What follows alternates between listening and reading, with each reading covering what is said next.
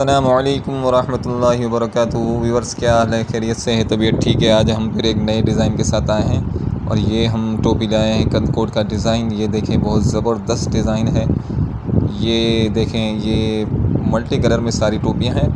Hand work काम है और शीशा लगा हुआ है और इसमें प्लास्टिक नहीं लगा हुआ जो आजकल बाज़ारों में बिक रही है। इसमें कांच लगा हुआ है, शीशा लगा हुआ है। ये धुलने में भी ख़राबी होगी। इंशाल्लाह 2-3 साल इस टोपी को कुछ भी नहीं होगा।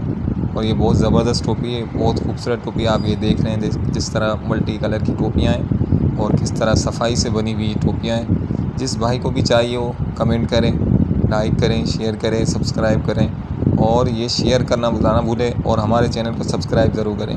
इंशाल्लाह आपको रियायत के साथ टोपियाँ मिलेगी। हमारी शॉप है ज़िला जाम शोरों में।